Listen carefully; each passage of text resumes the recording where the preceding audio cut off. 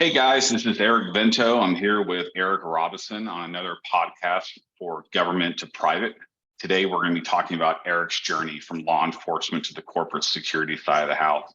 The purpose of these podcasts is really to humanize the transition process. Each one of us goes through a different transition and it's unique to every single one of us. And that's kind of the really cool thing about these podcasts is I hope that it really allows you to see that hey, if this guy can do it, I can do it. We all have our different stories for why we left government, whether you're in the military, the intelligence community, law enforcement, et cetera. But there's a whole army of people that have made the transition before you and are here to help you succeed. And again, the purpose of this is just to give you a snapshot of Eric's own journey and allow you to see what went well for him, what didn't go so well, and allow him just to give advice to people who are considering a similar transition. So Eric, I really appreciate you being here with us tonight. I worked with you. It's what seems like a long time ago.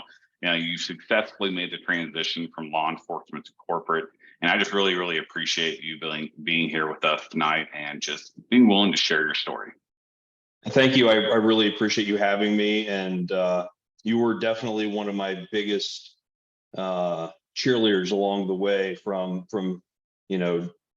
hearing you on another podcast during my transition to getting to the point of helping me make that decision to get into the resume revamping and all of the coaching and mentoring and everything else along the way. I really do appreciate everything you've done.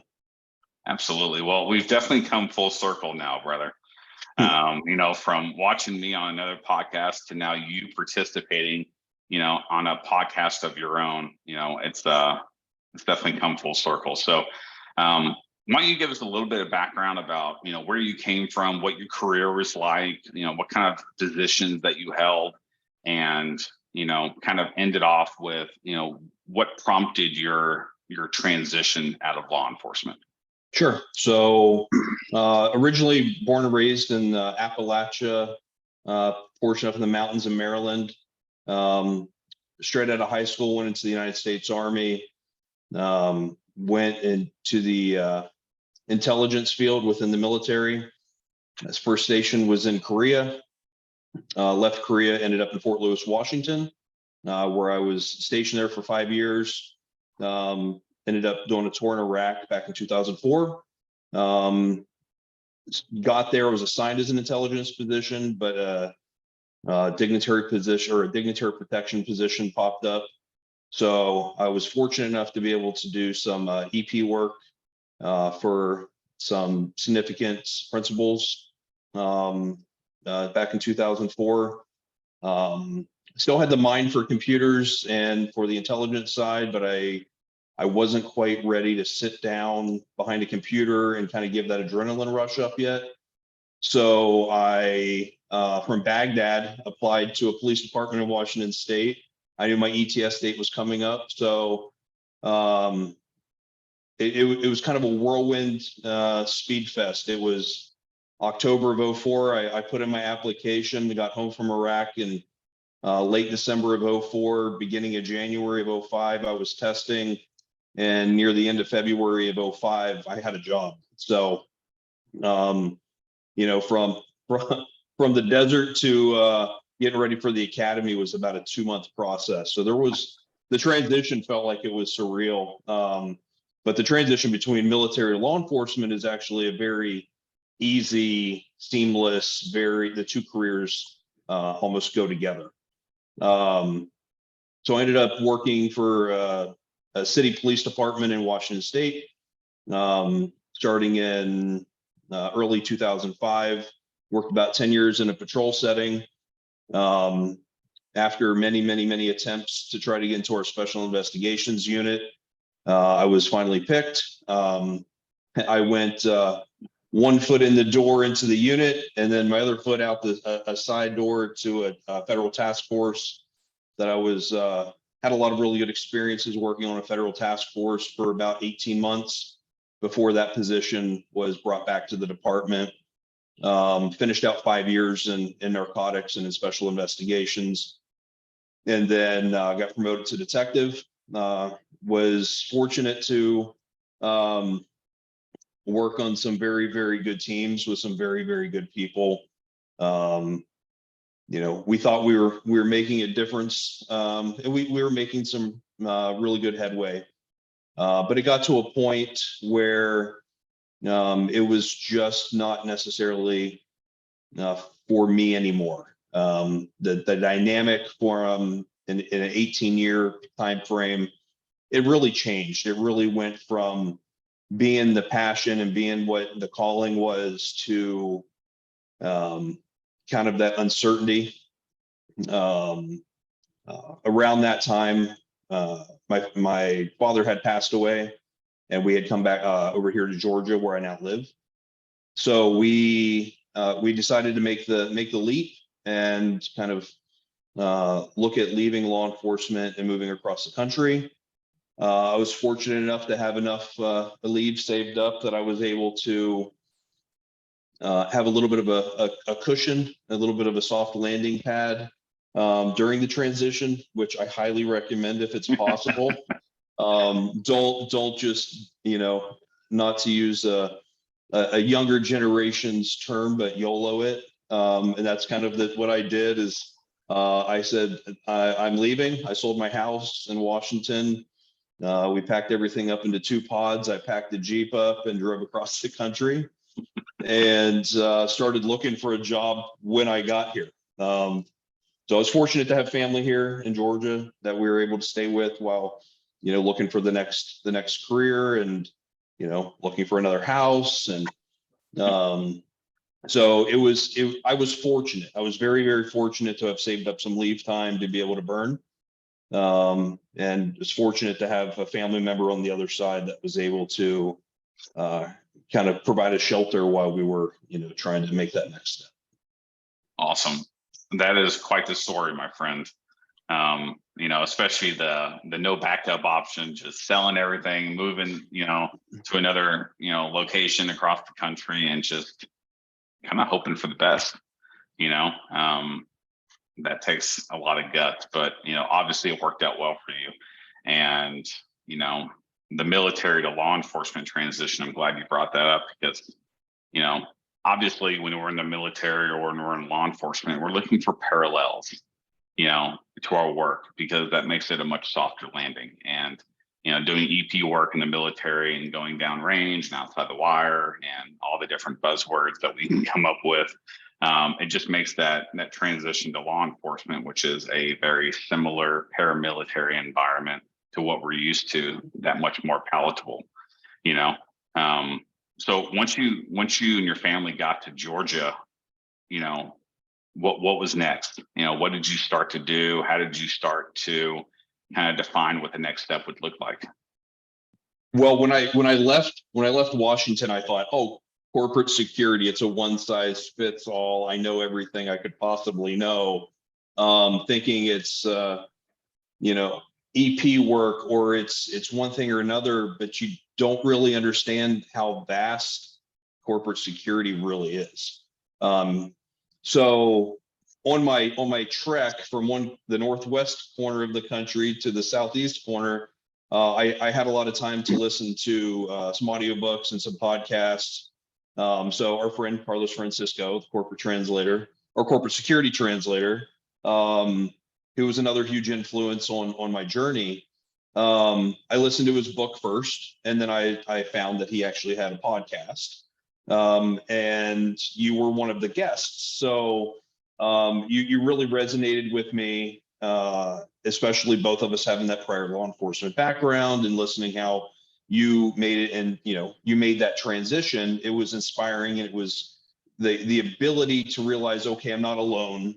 And one of the biggest lessons I kind of took from that was I heard time and time again, network, reach out. So I went through every single one of Carlos's episodes, and I wrote down, I had a 3x5 card stacked with me as I'm driving. So I hit a rest stop. I wrote down every single name that was on Carlos's list, and I started messaging him on LinkedIn. and started connecting with every single person that was on there in LinkedIn.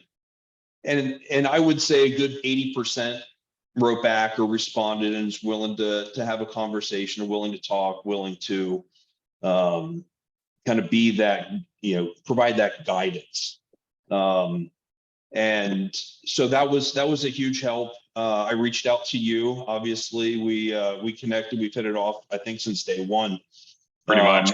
Yeah. And so with that, obviously I had the world's most immaculate resume that I wrote myself. And I thought I did so great on it. And my sister, who's been a huge cheerleader for me as well, she's done well for herself in her career. She looked at it and she's up, she's good on the financial industry, right? But she doesn't know cop talk. She doesn't know government, terms and how to make it corporate. She did a good job, but she, it needed that push to that little bit to get to the next level. Not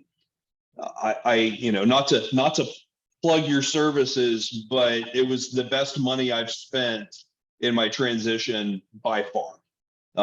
It seemed at the time, it seemed like, oh man, this is going to be a bit of money. And at the end, I fully believe I've made that back, much so in that,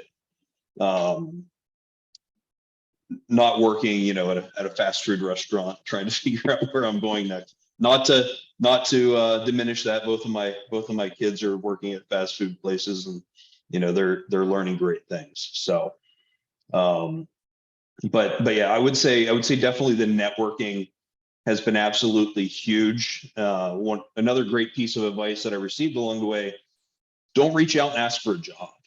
Don't reach out on LinkedIn and say, hey, what do you have any openings? I want to work at your company. I really and truly and honestly just wanted guidance along the way. And I was able to get a lot of really, really good guidance along the way. And ultimately, one of those messages that I sent out is at least what started the path to where I am in my current job. Awesome. Yeah, I love that. I really like the story of you, listening to every single one of Carlos's podcasts and writing down the names, because, Carlos is a fantastic guy. And, he really has a heart, just like I do, for those of us who are transitioning out of law enforcement, but also just the government in general. And, thankfully, nowadays there's a lot more resources out there for people like us. Whereas when I left, there wasn't hardly any, right. And the fact that, more than 80% of people responded to you and shared their heart and shared their story with you. I tell people all the time, whether they're a paid client or I'm just talking with them, that one of the best things that you can do is just chat with people and learn about their perspective. And it's not about anything else. There's no hidden strings. There's no silver lining that you're trying to go for. You're just trying to understand, what does this process look like? What did it look like for you? What did it look like for this person? What went well? What didn't go so well? And obviously, we all have our own stories. We all have our own transitions. We're going to make mistakes. But the key here is to try to make as few mistakes as possible. Right. And attempt to learn from what other people did. And, I always preach that to every single one of my clients is, the one thing that you do have control over is how often you reach out to people. Like, you don't have any control over them saying, hey man, I'm too busy, I don't want to chat with you. Like, there's no control over that. All you can do is ask. Right. And most of us who have been in this position before, we want to give that time. So if we can fit it into our schedule, we can fit it in between our work and our family and whatnot, we'll give you that time. And just like you said, it has come back to you, tenfold, because relationships are the core of everything that we do. And yes, there are plenty of people who are successful by themselves, but you don't have that same level of success as you do when you involve others.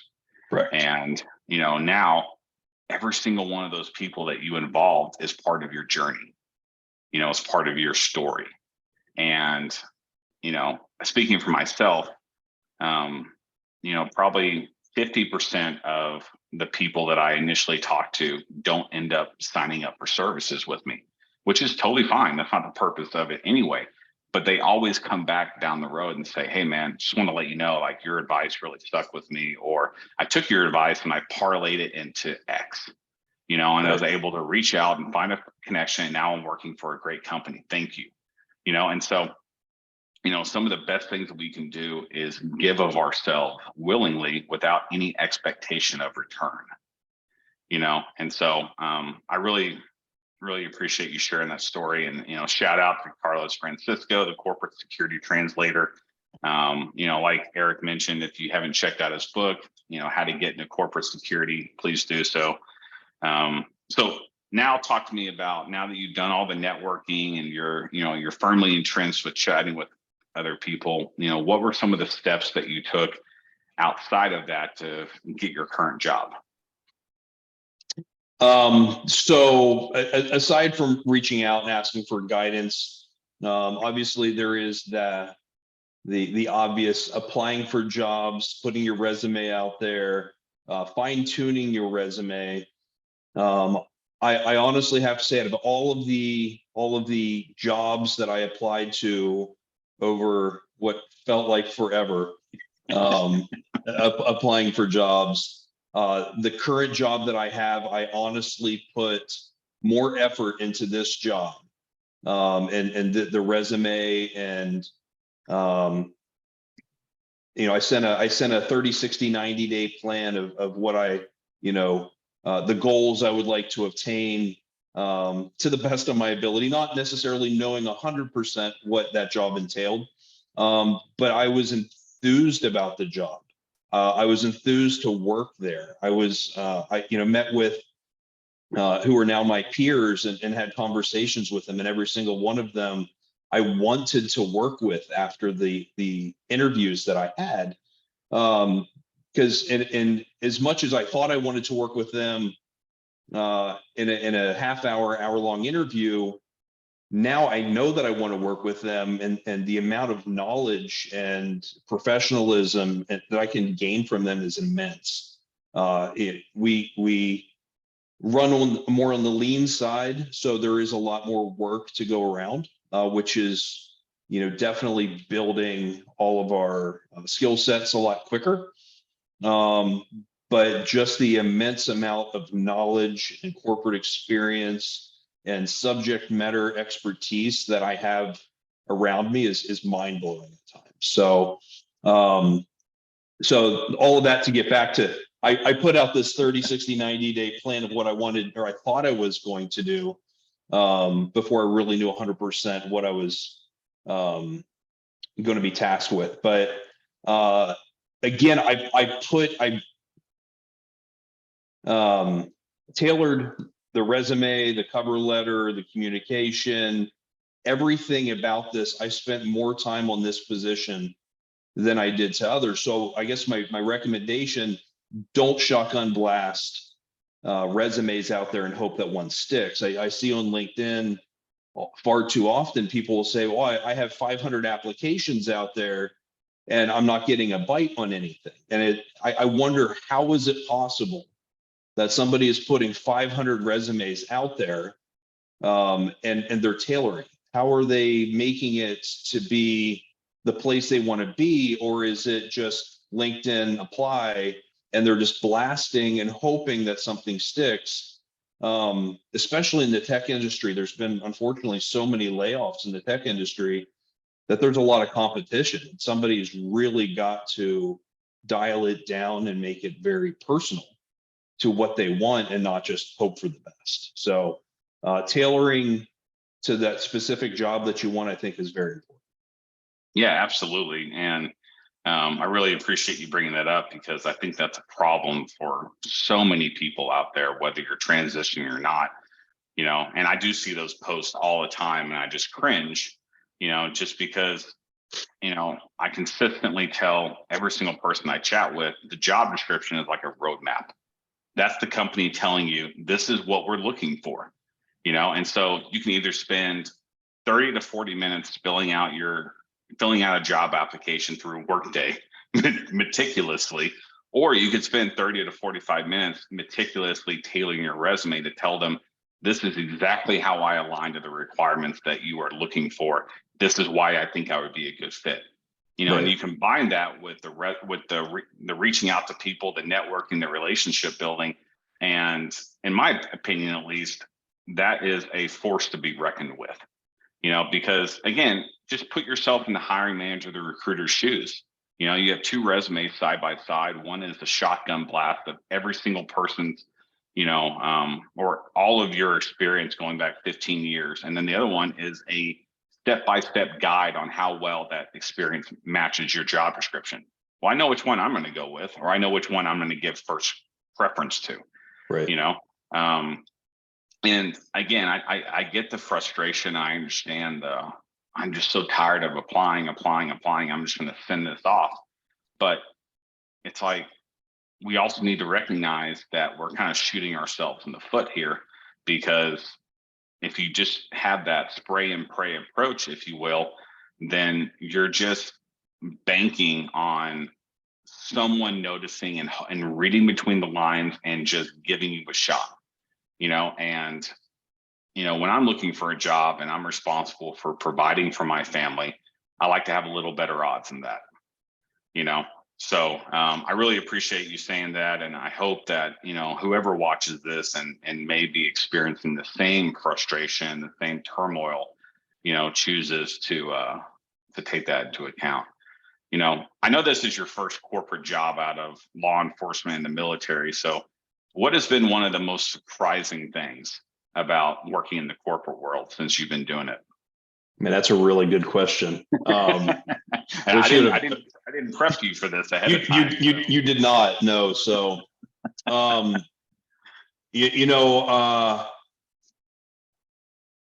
military law enforcement, there is definitely a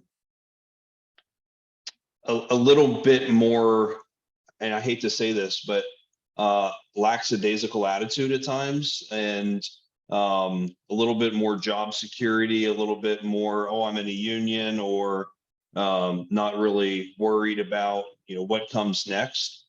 And I'm not saying the corporate life is cutthroat and scary and you should stay away, but you definitely need to be on the top of your game. This isn't a retirement type job. This is your next career. This isn't, I'm going to go be a door greeter, or I'm going to, have some easy job that I'm just going to collect a paycheck at. You have to put the effort. You got to put the time in. You got to put the effort. So, and I'm not saying it was surprising, but it is just interesting to see kind of that stark comparison between one and the other. Especially in military law enforcement, there is especially coming out of law enforcement, I guess one of the better analogies would be kind of more on the investigator side. I'm not in investigations, but an analogy my current boss had once told me: be willing to investigate the missing sandwich. Coming from law enforcement, investigating everything from the minorest call you can think of to a homicide. Once you've been to enough homicides, you become a little desensitized to it, and somebody calls about the car getting broken into. It's not necessarily the crime of the century. Well, one thing, with corporate side of things, you need to realize is that somebody having their sandwich stolen out of the fridge in the break room may be one of the most traumatic, worst things that have ever happened to them. We just need to make sure that no matter how small or insignificant somebody else may think that is, we need to treat every single thing equally, and give that customer service to every single person along the way as if it is the worst, most horrible thing that has ever happened to them, and make sure that they feel at the end of the day that they have that service that they deserve. So not that it was surprising, but I can see how a lot of law enforcement guys coming from dealing with high level offenses to the corporate world may have a culture shock to them, dealing with a little more white collar type crimes than kicking indoors. So Yeah, absolutely. And I know I dealt with that for sure. My first gig out of law enforcement was Capital One. And I remember just working with a bunch of, 25-year-olds who had no idea what I did for a living. And, they were just like, oh, well, you must have done this, or this was pretty cool. And I'm like, what are you guys talking about? And, the environment was so relaxed. And I think it lulls you into a false sense of security, because you can get too relaxed, and you can say something, you can make a joke, just like you would when you were in law enforcement or the military or something like that. But your audience is completely different, like the coworkers that you kicked indoors with, who may have responded differently to whatever you were saying are not the same coworkers that you have in the corporate world, and I think that mindset that we so often talk about when transitioning is so important. And, it's not just about finding a good job. It's also about how should I act? What are the landmines, that I need to be, I need to watch out for. And one of the guys who helped mentor me out of law enforcement was Brian Tuscan, and now he's over at ServiceNow as the VP of physical security. And, his website, Cop to Corporate, is such a staple of all these amazing resources. But when we were going through the mentoring process, he recommended a book to me called Corporate Confidential. And it honestly opened my eyes to things that I thought were relatively normal within the corporate world, but were anything but. And that is all about recognizing, the different aspects of the corporate world that may seem relatively benign, but are really not, and for someone who prided themselves on knowing people and recognizing the landmines, if you will, that book was a complete and utter shock to me. But now, having been in the private sector for almost a decade now, I have experienced almost every single one of the things that are outlined in that book. And, like I said, this is such an ongoing, ever evolving learning process. And, the networking aspect of that you alluded to earlier is such a vital part of that, because we're not just mentors with the job process, we're also mentors with, hey, how do we make the mental switch from this really, really structured black and white environment that we come from, where the salaries are known and everything is known because it's a public sector, versus the corporate where everything is gray, for the most part. So definitely really agree with what you said there. And I know we're coming up on time, and you're probably looking at your phone like, I'm getting paged right now or something like that. But what advice would you give whoever is watching this, who may be in a similar position or is currently considering getting out of the government? Right. So a couple of key points that I'll kind of wrap this up with is be humble. Law enforcement, inherently a lot of type A personalities. And I hate to say this about, the profession, but there is some ego to being a law enforcement officer. I'm going to tell you what's going to happen. And if you don't, then there's consequences to me, my orders or my direction. That cannot carry over to the corporate side. Be humble, lose the ego. I don't know everything. I never thought I did, or at least I didn't hopefully portray that I thought I did. But just because you were a cop for 30 years and you were a lieutenant and you did this or you did that, you're on the SWAT team, does not mean that you are going to be God's gift to corporate security. So, close your mouth, open your ears, be willing to learn. Somebody that's been in corporate security for 20 years is going to run circles around you if you've been in law enforcement for 30. So just be willing to be humble, listen, be patient.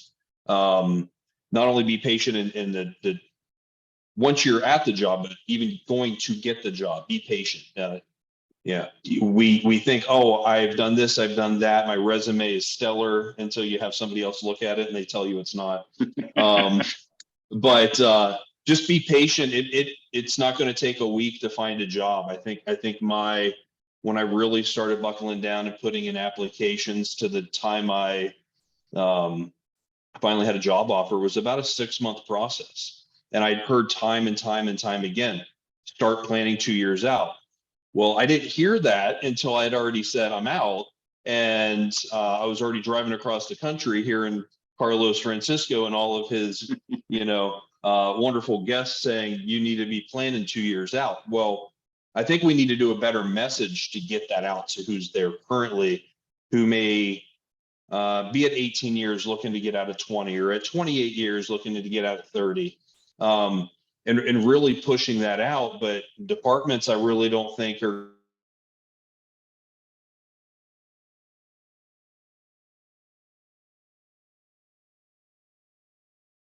going to push that out. So they're doing it, looking at 2 years because it's hurting for hiring. So they're not going to just say, we're going to give people guidance on how to do it appropriately. So be patient. It may take a while. Prepare for rejection. You're probably going to get rejected, and you might be the number 2 choice out of 1,000, and you may still not get the job. So just don't let that eat at you. Don't let that tear you down. Just prepare it. It's inevitable. Rejection is inevitable in the job hunt. If you get the first job you apply for, good for you. That's not going to be the norm. So just be ready. Put your happy face on and go apply for the next 15, 20, 30, 40, 50 jobs. And each one put as much vigor and effort into it as the first